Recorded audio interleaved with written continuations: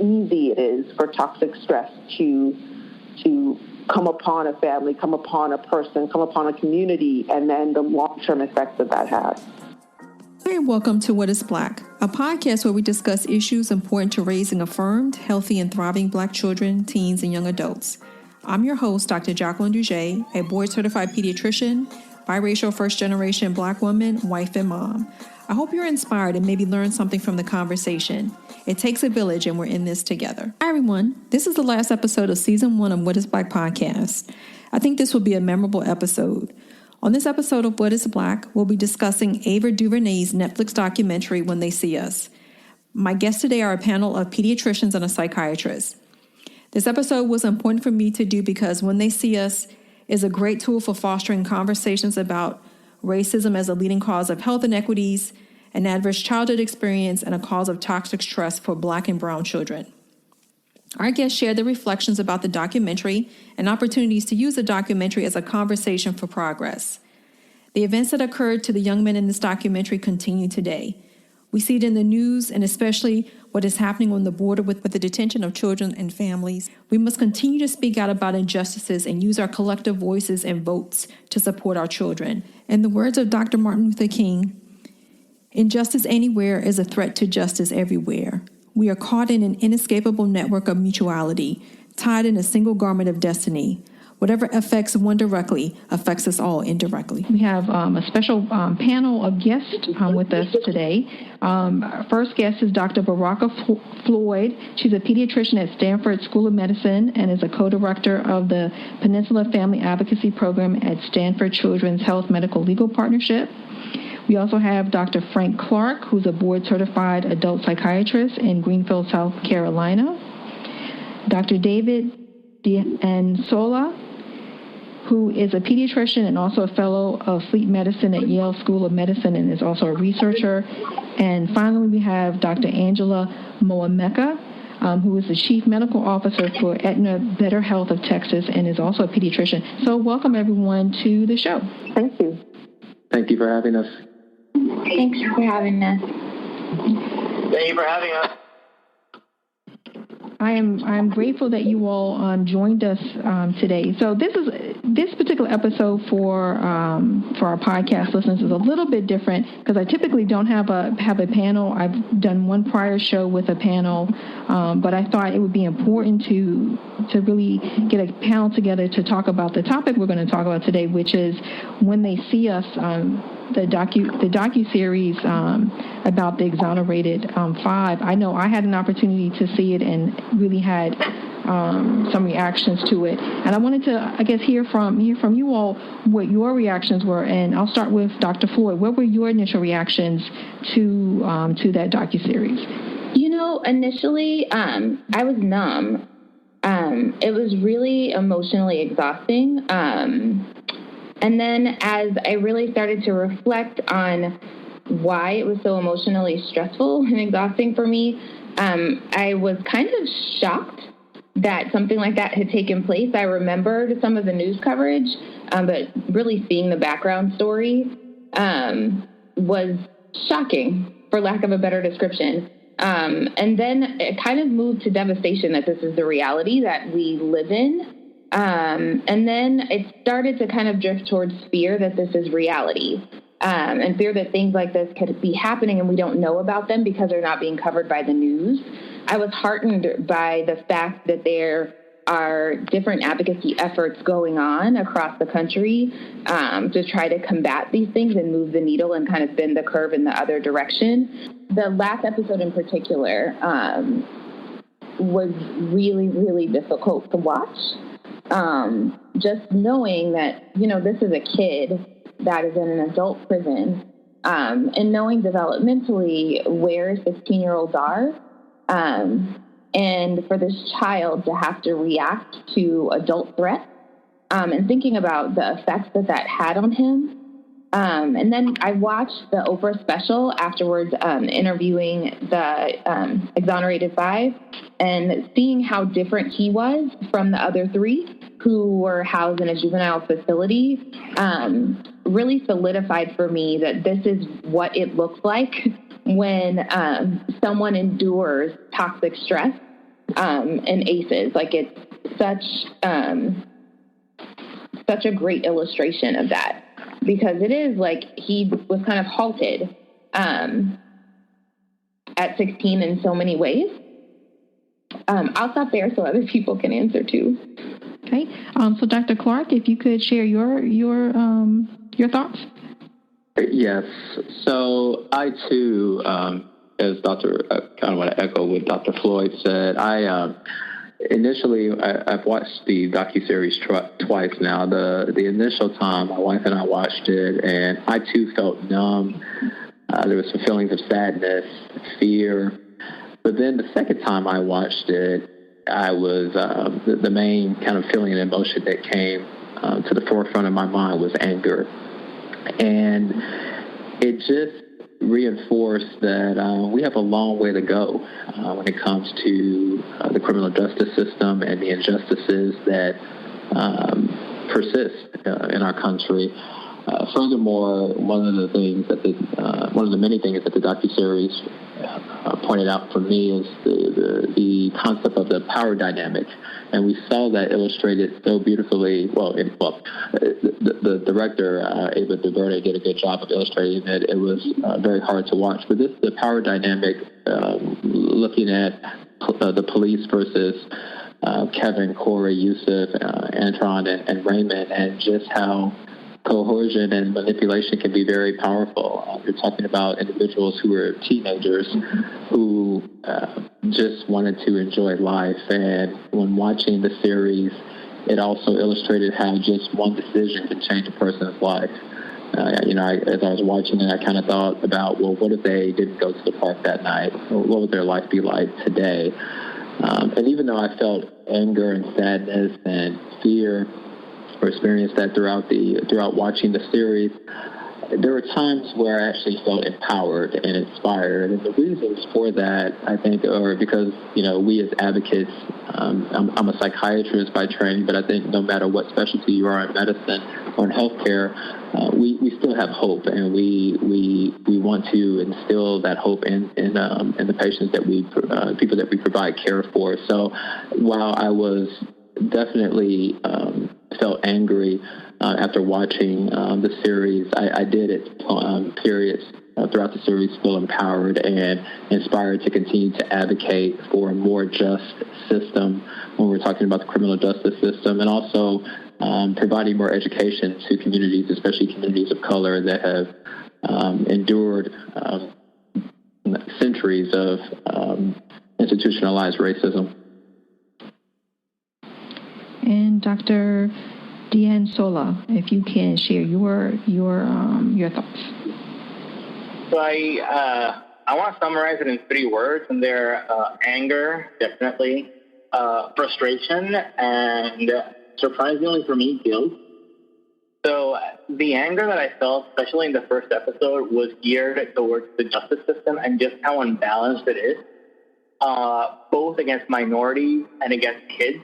And somehow that double disadvantage was synergistic in these cases, making it, almost insurmountable. These kids were unable to advocate for themselves because they were kids, but they were unable to have their parents advocate for them because there was fear of repercussions. There was poor understanding of the situation. In another situation, there was a language barrier, and just how these difficulties accumulate to tip the scale of justice against these kids so overwhelmingly. And then my frustration was not geared so much towards the justice system as towards first the media, who very clearly helped inflame this situation. And, I started looking back at how this was reported and trying to find the original newspaper articles on this. And, they were often not taken into account as children. And the inconsistencies in the stories were barely mentioned, even though they were clearly present. That's the second half of my frustration, is that there were people who were advocating for these kids very loudly and clearly. They were saying there is institutional discrimination, there's institutional racism, they are being tried unfairly, and they were screaming it out screaming it outside the courthouses. And despite, these large groups of people and organizations saying it loudly, it just seems to fall on deaf ears, both for the justice system and for the media. And then as far as guilt, that's something that came to me with the last episode, especially because I have been guilty at times of looking at a 16, 17, or 18-year-old and thinking, wow, this punk really messed up and should be tried as an adult. Or even looking at adults themselves as people who might be deserving of punishment. It's something I think every human struggles with because it can be such a visceral reaction to certain types of crime where we want to find somebody who's guilty. But my guilt was particularly geared at, I've known cases where I've seen similar things in the media, or even on my newsfeed on Facebook or any social media where people are saying, get their head or imprison them, give them a maximum sentence. We don't stop to consider whether our penitentiaries and the system really rehabilitate people or just work to make things infinitely worse, and how we, in our expressions and in our actions, can actually make it more difficult for these individuals to come out and find a job and be emotionally and psychiatrically stable. And I guess that summarizes my general feelings when I saw the series. I would like to see it a second time, but I think it's been such a roller coaster of emotions that I need to kind of cool down, talk about it a bit more, and discuss it with more people before I really have the energy to sit down and watch it again. And Dr. Moemeka, where were your thoughts? So it's interesting. My thoughts came from two angles. I'm going to focus on one because I know we're going to talk about the other angle a little bit later. I had just a deep and overwhelming sadness watching it. I think someone had mentioned earlier thinking about what could have been. I really applaud the director because clearly the series was made. I mean, it's a story, and there have been other documentaries made about these children who are now adults. But this miniseries was created so that we as the audience could go through the journey with not just the children, but the families and their mothers and their fathers, and really experience toxic stress as it happens. And experience the influences that are both negative influences towards toxic stress and the positive influences. And I applaud the director for doing that, and not allowing people to be disengaged and say, oh, this horrible thing happened to those people, but to really feel like you were living it with them. That's the one thing that came to me as I watched it, was the feeling when one of the boys was sitting having fast food with his dad and just having a normal morning like any other day, and they made it that any other day, any person, could be your child, could be your family, could be your situation, and then brought it into the tragedy of what is happening. And I think without going too far into it, it really speaks to the ACEs project, where it's not about being poor. It's not about being on Medicaid. It's not about being on welfare.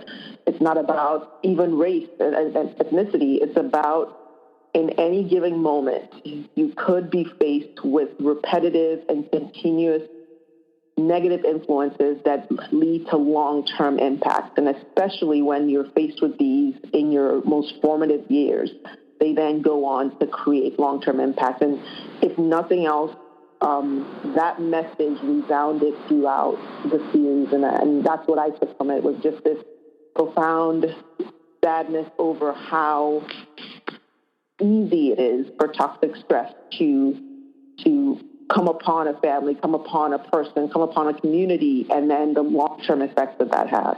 Thank you all for sharing your reflections about the series. And I think for me, that's the reason why I wanted to have you all, representative of kids doctors as well as a mental health professional in the discussion, because I think what you all illustrate so beautifully, and I think that's the one piece I think that I missed in the discussion and the reflection of when they see us, is the fact that they were kids, right? They were kids when they were incarcerated, and as you said, Dr. Moemeka, that they really that series really provided evidence of what toxic stress does, right? So I just want to follow up a little bit about focusing on the youth aspect, right? The young men as opposed to them as adults now. So I was wondering your thoughts about, I'll start with Dr. Clark with this question about the depictions of Black and brown youth in the 90s, right, compared to modern depictions and realities of youth of color now. Do you think that the series did a good job of, I guess, illustrating that, do you think there are similarities or too similar 90s and even modern day issues that Black and brown, especially male youth, have to face? I definitely think the series illustrated it well, and I think there are similarities. Unfortunately, history tends to repeat itself, and the Black and brown youth in the 90s, I would say we haven't learned as a society from the impacts that racism and how this individuals back in the 90s were depicted. I think we're still seeing kind of a hangover, so to speak. I think that's maybe the best word to use, a hangover into 2019. We're still seeing evidence of how, as a Black male, I see it every day, and it's horrific. I mean, I think about some of the terms that the district attorney, I think was played by Felicity Hoffman, used in the docuseries of referring to the men or the kids as thugs and animals, and we even see that maybe in modern day. Sometimes we, as Black and brown youth, are referred to as super predators, and what does that mean? And so I think that the series did a good job of depicting Black and brown youth, not only in the 90s, but I think, again, there's still a hangover that we see today in 2019. And, we still have mass incarceration of Black and brown youth. We still have, if we're talking about modern day, we probably have more police shootings involving Black and brown youth. And when we talk about, maybe why that is, it's multifactorial. Some of that stems from fear. I think the title of this docuseries is on point, I will say, is When They See Us, and what happens when they see us, and it does what emotions are evoked in the people who don't look like us. And I think, if we're still portrayed as thugs and animals and super predators, we can see the downstream effects, and they happen to be very negative, and there's consequences to that. Some of that ends in fatal outcomes, and some can have longer-lasting effects, going back to what some of the other panelists talked about in terms of the adverse childhood experiences. So those are my thoughts. I wanted to share, I think most people have seen that the Procter & Gamble, they released a really short ad called The Look. I don't know if you've seen that, but it's very moving, it's very striking, and it speaks about, it's actually it solidifies When They See Us. It basically follows a young Black man who's a father, follows him from when he wakes up in the morning, gets up, takes his son to school, stops to get something to eat, he takes his son to swim lessons, and then you watch as people react to him in these different situations, and it's really you're him, right? You're him, and the camera angle, and you're watching the reactions that people have as he's doing all these things. And then finally, the final thing is he walks into a courtroom, and all these people rise, and then the camera turns, and you realize he's the judge, right? So he's someone of significant stature what I got out of that ad wasn't so much, oh, you can be a judge and still be discriminated against and people can look at you differently. What I got from it was you go through your entire day exhausted from being the person you are. There's nothing you can do. This is actually who you are every day. But when you put on the costume of who people respect because of a job, because of a title, then suddenly from the exact same demographic of people, you suddenly get respect. And that, to me, spoke to something more crushing than even the movie. It said that even when you have all the opportunities, even when everything goes right, you don't go to the park that night. You excel in school, like one of the boys did. You get to Harvard, you go to law school, you go to medical school. Nothing changes, right? So there's still a perception of you as a black or brown boy, now man, that something is off. And I had this conversation with someone on Facebook, and I said, the world is colorblind. We have moved beyond color in 2019. We don't see color anymore. We've replaced color with adjectives. Nobody sees a black man. They see a dangerous criminal, a poor person, someone to avoid, someone who will harm them. That's what they see. They no longer see color. And when they see a white person or someone of white descent, they think of wealth and cleanliness and education and intelligence. So we've moved to this very frightening colorblindness in the United States and possibly outside the United States, where the depictions have gone from where it was black, brown, white to it's now adjectives, and we're just being seen as people's perceptions. And as I always say, perceptions lead to actions, actions lead to policies, and policies are what create disparities. And that's where we are now. We're at the point where these perceptions are creating significant health disparities for individuals as children, as adults, that they had nothing, no hand in creating themselves. I think both Dr. Floyd and Dr. Moemeka, and Dr. Clark as well, mentioned the experiences that these young men had, right, being incarcerated, the interactions with the police as adverse childhood experiences. And I was wondering if you all could speak a little bit more as to the connection with their experience to adverse childhood experiences and how that does impact the development and the health and well-being, even mental health of youth. I think one of the, I'm going to use Corey as an example. One of the things that we see so often is kids who have been exposed to ACEs is it really affects their memory and their learning. So when kids are under constant stress, as a child who's been exposed to adverse childhood events, it changes the part of the brain that creates memories and stores memories because you release the stress hormones so much. And what that results in is learning and memory problems. And so you can imagine if you aren't able to learn and remember as well, that affects your ability to be able to excel in school. Then that also affects your ability to be able to go to trade school or be able to go to college or be able to get a good job or be able to function on your job. So then that's going to affect you financially. And then your ability to be able to pull yourself out of poverty, et cetera, and move forward in that way. So the other way in which that affects you is it also affects your prefrontal cortex, the part of your brain that regulates your, it does a lot of the planning stuff and also regulates your emotions.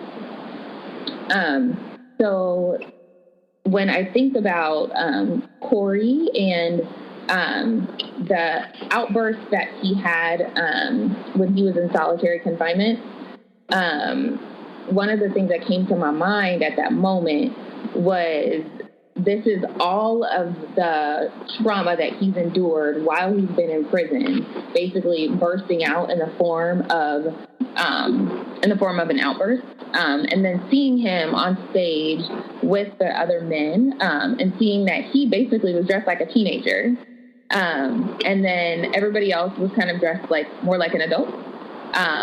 It was seeing that it's like his development or maturation was kind of halted at 16. A lot of times when you see adults that have been exposed to ACEs, they have a lot of trouble with planning in terms of being able to plan out their day or contingency plan. So when one thing goes wrong, it's like, I'm just giving up. I'm not going to do anything else because I don't really know what to do.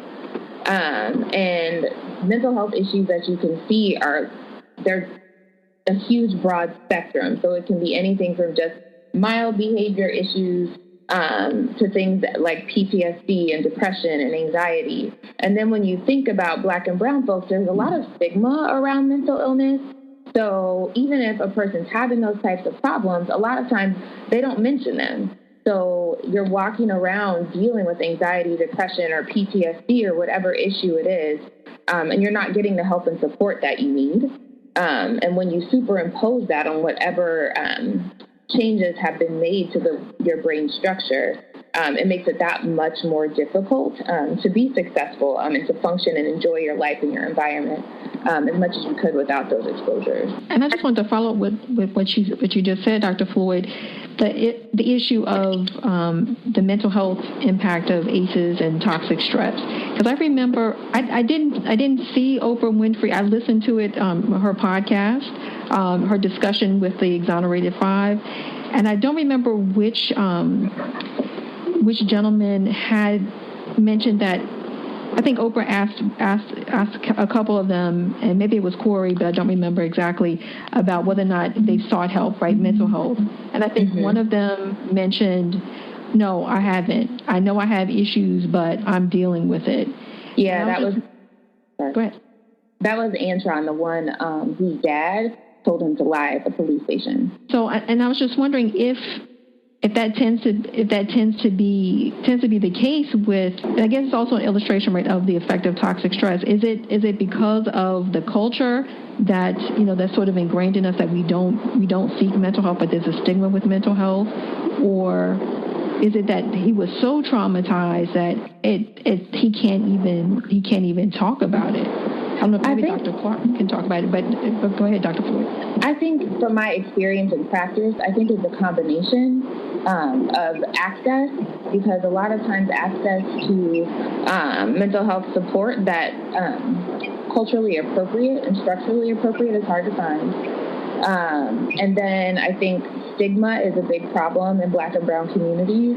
And I do think being able to rehash some of the issues that you're dealing with is fearful. A lot of people are fearful of doing that.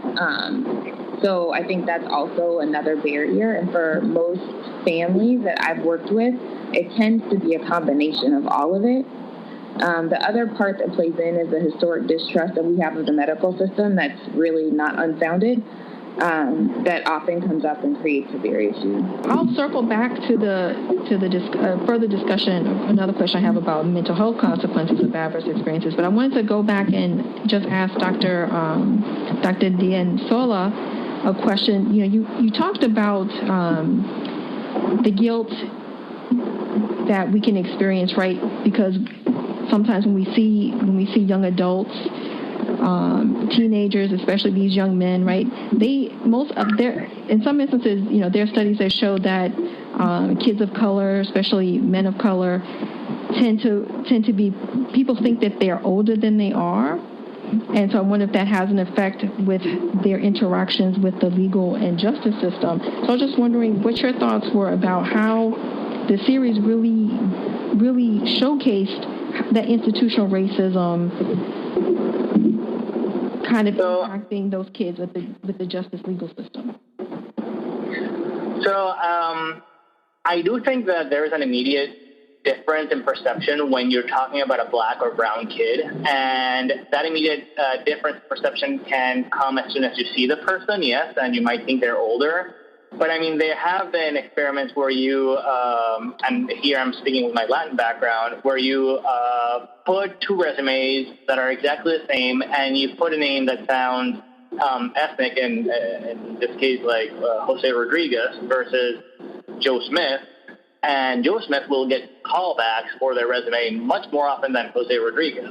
So just the name itself elicits different reactions and makes the people be treated differently.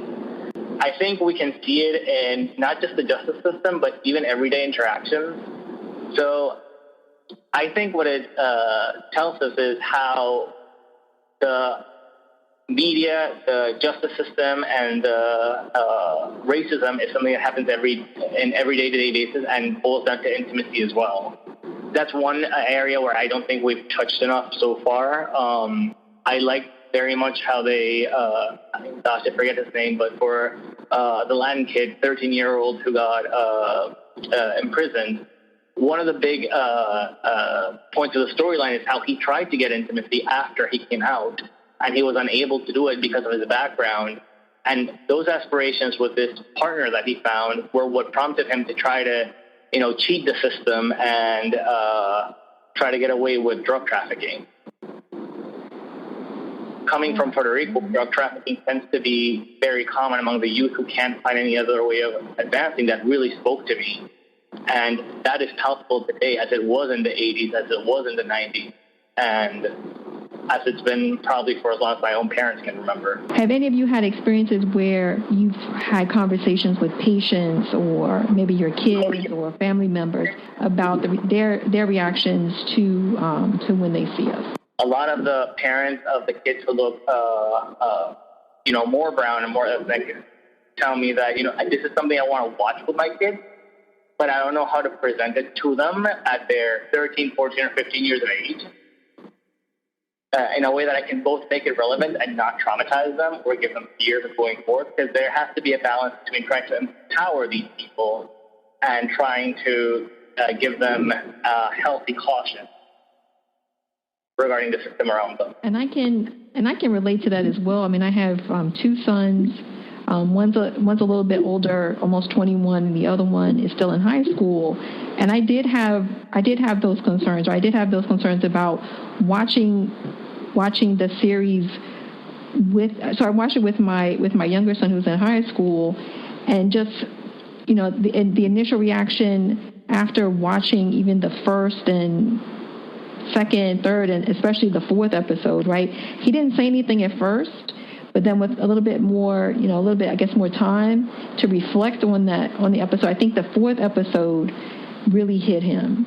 And it was amazing to hear his reflection of why that particular episode was so compelling for him, right? And so, it disturbed him, and I think rightfully so, just like myself and my husband. We all watched it together.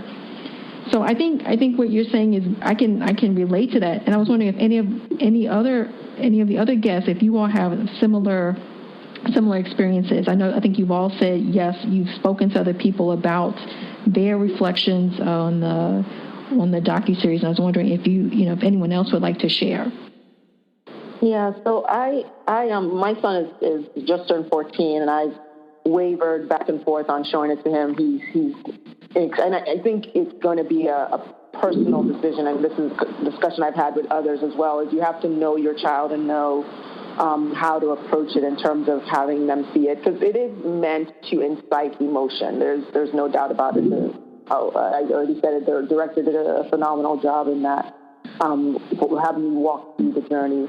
The main conversations I've had with about it are with my brothers. So I have 5 brothers who we moved here from Nigeria, and all of them have had experiences that were significantly shocking to them, right? So talk about toxic stress, moving from a country where you were not the minority, and nobody ever mentioned that you were Black. It just was not a conversational thing that you said, to coming here to the Northeast. And I joke to people, but it's not really joking.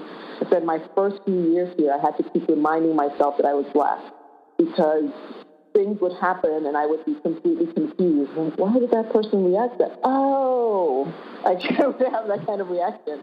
So we've had this.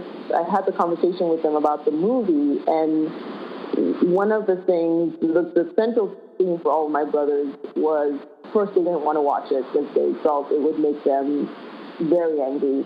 But secondly, it wasn't the sadness, it was that they could sympathize because they had been through interactions with the justice system, from, just driving your car or sitting in a parking lot or being out in the park at the wrong time of night.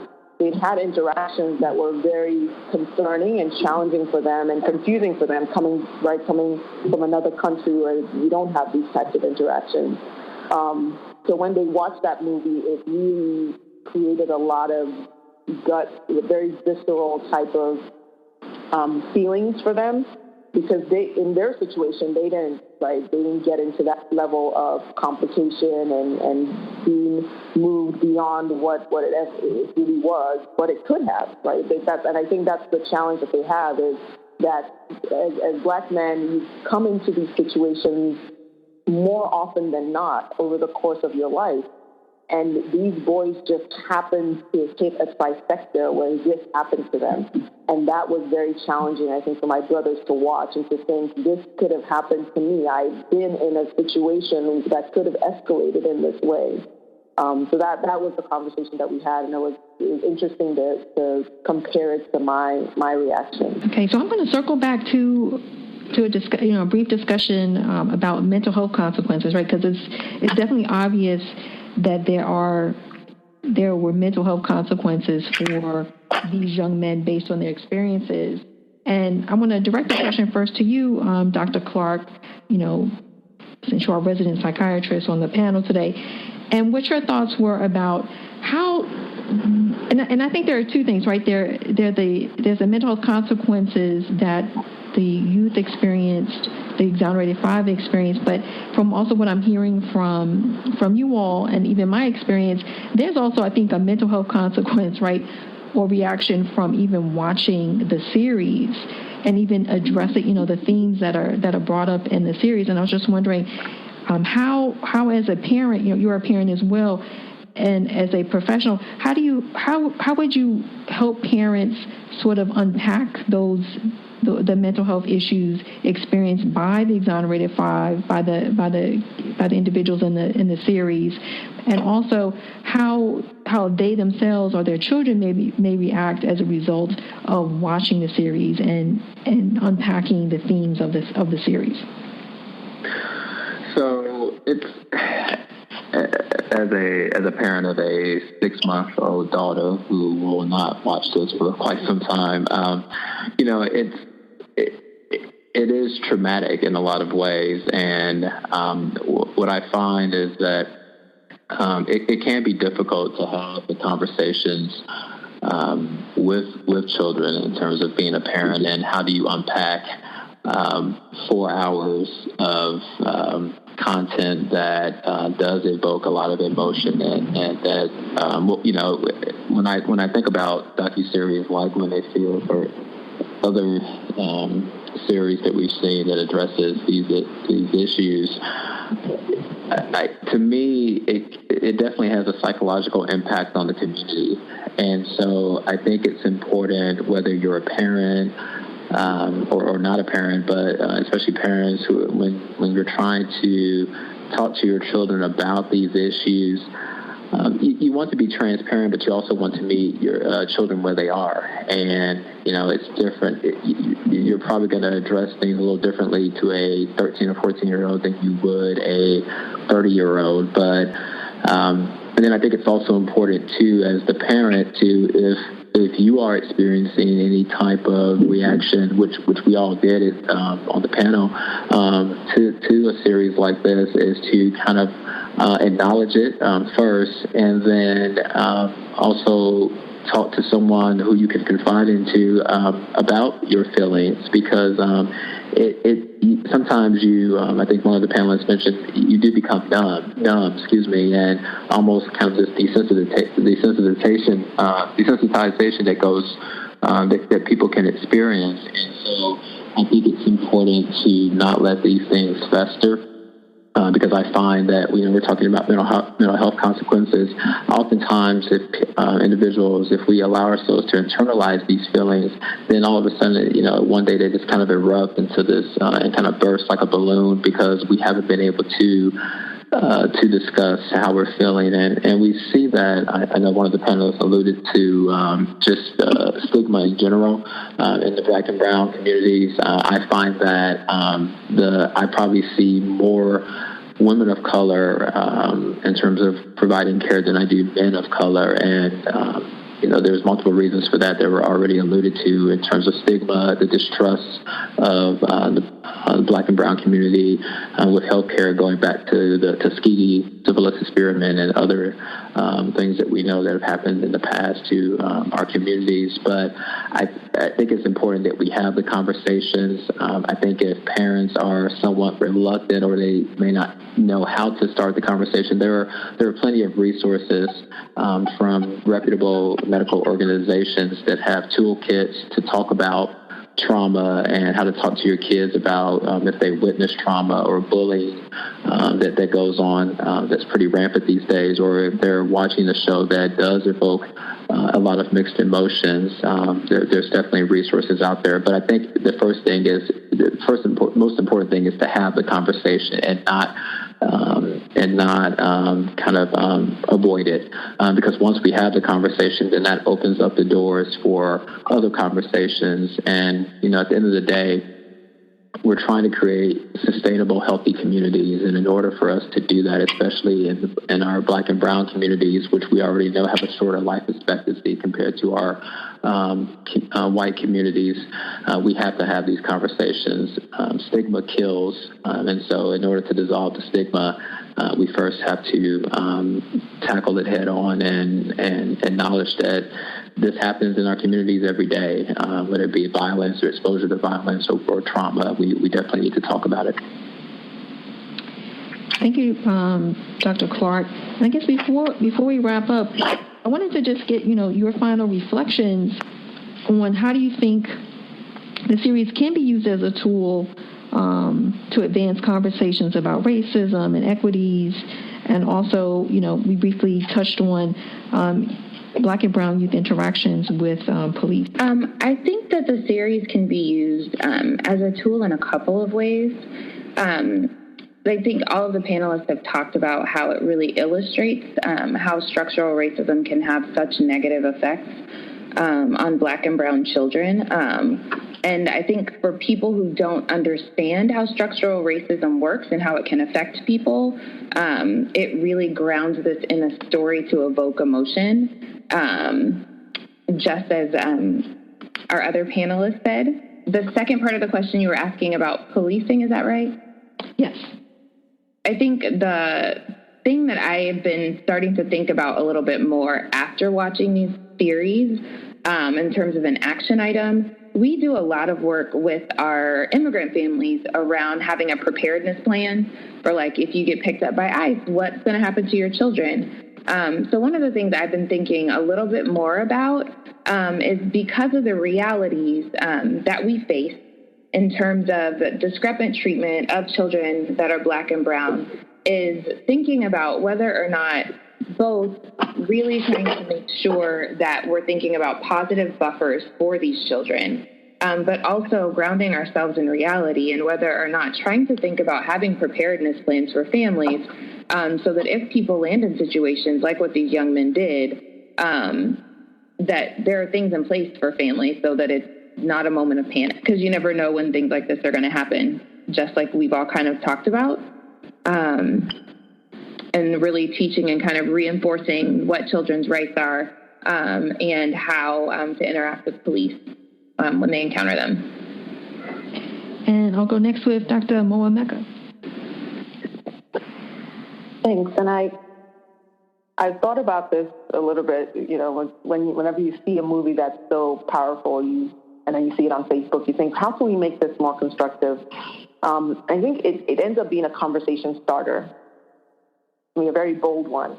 And in communities, various communities, I think this may be a good way to bring a community together to start a conversation around racism as a health equity issue and racism as an adverse childhood experience, and as toxic stress. And that's really where what I took out of the movie was absolutely, it was showing you the trajectory that was happening, but the true crux of it was really at the point that this toxic stress began and all the different insults and injuries that happened to these kids throughout the period. Even just encountering the police, if they had left that police station without being arrested, that in itself would have had some long-term consequences to them. And being able to begin that conversation in a non-confrontational way to say, this isn't about us versus them, you versus me. It's about a community and how we realize that it's not the people, it's the system. And the systems, again, going back to my mantra as always, it begins with perception. Those perceptions lead to the actions. The actions are what leads to policies, and the policies are what are creating the kind of system that allows for toxic stress, it allows for erosion of social determinants of health, it allows for health inequities, and it allows for ACEs to thrive. Because ACEs can't thrive where there's strong social determinants of health built into the community, where the community is fully entrenched in a system that allows for social justice. You don't get ACEs thriving. ACEs are more a symptom of a breakdown within the system and within the community. So to me, this is an opportunity to take this not just as a Netflix series that comes and then eventually comes off of Netflix and nobody talks about it on Facebook anymore, on social media, but to actually challenge our community leaders, our community organizations to use it as conversation starters to really bring communities together around this topic. I think it's very hard to use documentaries as tools for change because this information that is being received passively, it can certainly serve as a fuel to call people to action and to arms. But the problem with documentaries is precisely what was just mentioned, that they can come on Netflix, they leave, and then nobody talks about them. So from that perspective, I think it's challenging to use them for change or to use them for impact. So we really have to consider how we can use this as a fuel to improve the lives of all the brown and black kids and ultimately of society. So two things that I've tried to do after watching this has been to bring the discussion on the criminal justice system more into view, because the fact is, part of the problem for these kids is not just that they were convicted when they were innocent, but also that they were sent to places that offer them no opportunities for their future, and then sent back to the streets with limited opportunities for their future because now this is on their permanent record. And I think these are things that we can target without too much difficulty. Do we really want anybody who has a conviction on record to be unable to find a job once they go out, to be unable to move freely if need be outside of the city that has tagged them as somebody who is, deserving of marginalization? And then the other thing that I've actually been able to do has been with other Latin groups and Latin doctors, trying to use this as a fuel to tell people, these are problems that are happening, that are very real, and that are very palpable today. And one thing that keeps getting underreported, underemphasized, and has, lacking action is the immigrant crisis at the border right now. These are children being separated from their parents. This is adverse childhood events that are happening right now that we can do something about, not just call our government to action, but actively call in, offer our resources. If we speak Spanish, serve it in translation, go over as doctors to make recommendations, evaluate these kids, send medications and educate the officers who are treating these kids into how to deal with children. Because, again, these are officers that are meant to or have been trained to deal mostly with adults or criminals. Simple things like trying to not make it a criminal offense to go across the board seeking asylum would go a long way. So I think series such as this should embolden us to continue to have these conversations in different venues. One of the things that I find that is important, especially when we're talking about ACEs or in mental health, is that, I find that, again, the likelihood that black and brown youth are going to come seek help is pretty rare for all the reasons mentioned. So I think it's important to go to the different arenas or different venues to have these conversations. And so for me, those include barbershops, faith communities, and hair salons to spread the word, to increase and enhance a person's knowledge and understanding of how systemic racism, how injustice in the criminal justice system can impact not only the individual, the family, but the communities that we serve. And so I think it is important not to just say, okay, well, this is a great Netflix series, and like the other panelists said, okay, well,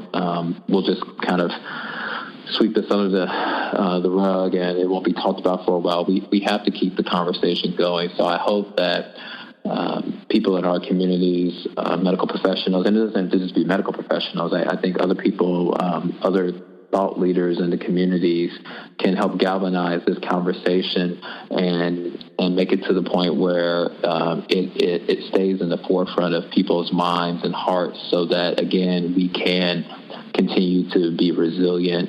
We can continue to be encouraged and empowered that even though progress has been slow, we still have a ways to go, but things will change. But again, I think we have to continue this conversation. So my charge to individuals across this country and communities would be to continue to have these conversations. It doesn't take much. You don't even need funding. If you belong to a mosque, a synagogue, a church, whatever it may be, a sports team, whatever it may be, try to have a forum where people feel comfortable in talking about these issues. It doesn't always have to be at the hospital or at the clinic.